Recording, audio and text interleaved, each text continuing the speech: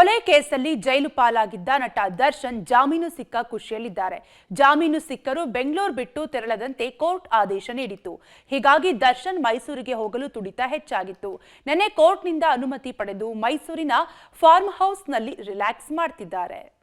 ತವರೂರಿಗೆ ಬಂದ ಆರೋಪಿ ದರ್ಶನ್ 15 ದಿನ ಮೈಸೂರಿನಲ್ಲಿ ದರ್ಶನ್ ರಿಲ್ಯಾಕ್ಸ್. ರೇಣುಕಾಸ್ವಾಮಿ ಕೊಲೆ ಕೇಸಲ್ಲಿ ಆರೋಪಿಯಾಗಿ ಜೈಲು ಸೇರಿದ್ದ ನಟ ದರ್ಶನ್ ಬೇಲ್ ಪಡೆದ ಖುಷಿಯಲ್ಲಿದ್ದಾರೆ. ಬೆನ್ನು ನೋವು ಅಂತ ಆಸ್ಪತ್ರೆಯಲ್ಲಿ 1.5 ತಿಂಗಳು ಚಿಕಿತ್ಸೆ ಪಡೆದ ದರ್ಶನ್ ರೆಗ್ಯುಲರ್ ಬೇಲ್ ಸಿಗ್ತಿದ್ದಂತೆ ಆಸ್ಪತ್ರೆಯಿಂದ ಡಿಸ್ಚಾರ್ಜ್ ಆಗಿ ಮನೆಗೆ ತೆರಳಿದ್ರು. ಮನೆಗೆ ಹೋದ ದರ್ಶನ್ಗೆ ಮೈಸೂರಿನ ತುಡಿತ ಹೆಚ್ಚುತ್ತಿತ್ತು. ಆದರೆ ಜಾಮೀನು ಸಿಕ್ಕಿದ್ರೂ ಮೈಸೂರಿಗೆ ಬರಲು ಅನುಮತಿ ಇರಲಿಲ್ಲ. ಹೀಗಾಗಿ ದರ್ಶನ್ ಮೈಸೂರಿಗೆ ತೆರಳಲು ಅನುಮತಿ ಕೋರಿ ನಿನ್ನೆ ಕೋರ್ಟ್ಗೆ ಅರ್ಜಿ ಹಾಕಿದ್ರು. ನಿನ್ನೆ ಮಾನ್ಯ ಮಾಡಿದ ನ್ಯಾಯಾಲಯ 15 ದಿನ ಮೈಸೂರಿಗೆ ತೆರಳಲು ಅನುಮತಿ ಕೊಟ್ಟಿದೆ. ಮೈಸೂರಿಗೆ ತೆರಳಲು ನಟ ದರ್ಶನ್ಗೆ ನಿನ್ನೆ ರಾತ್ರಿ ಕೋರ್ಟ್ ಅನುಮತಿ ನೀಡ್ತಿದ್ದಂತೆ ನಟ ದರ್ಶನ್ ಇಂದು ಬೆಳಿಗ್ಗೆ ಕುಟುಂಬ ಸಮೇತ ಮೈಸೂರಿಗೆ ಬಂದ್ರು.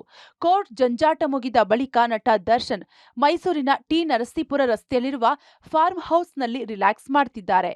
ಮಗನನ್ನ ನೋಡಲು ಬಂದ ಮೀನಾ ತೂಗುದೀಪ. ದರ್ಶನ್ ಜೊತೆ ನಟ ಧನ್ವೀರ್ ಕೂಡ ಬಂದ್ರು. ದರ್ಶನ್ ಮೈಸೂರಿಗೆ ಬಂದ ಕೂಡಲೇ ಮಗನನ್ನ ನೋಡಲು ಮೀನಾ ತೂಗುದೀಪ್ ಬಂದ್ರು. ಮೀನಾ ಅವರ ಜೊತೆಯಲ್ಲಿ ಪತ್ನಿ ವಿಜಯಲಕ್ಷ್ಮಿ, ನಟ ದರ್ಶನ್ ಅಕ್ಕ ಹಾಗೂ ಅಳಿಯ ಚಂದನ್ ಕೂಡ ಆಗಮಿಸಿದ್ರು. ಕೊಲೆ ಆರೋಪಿ ದರ್ಶನ್ ತಮ್ಮ ಫಾರ್ಮ್ ಹೌಸ್ಗೆ ಆಗಮಿಸಿದ ಹಿನ್ನೆಲೆಯಲ್ಲಿ ಫಾರ್ಮ್ ಹೌಸ್ ನೌಕರರು ಕುಂಬಳಕಾಯಿ ಒಡೆದು ತೋಟಕ್ಕೆ ಬರಮಾಡಿಕೊಂಡ್ರು.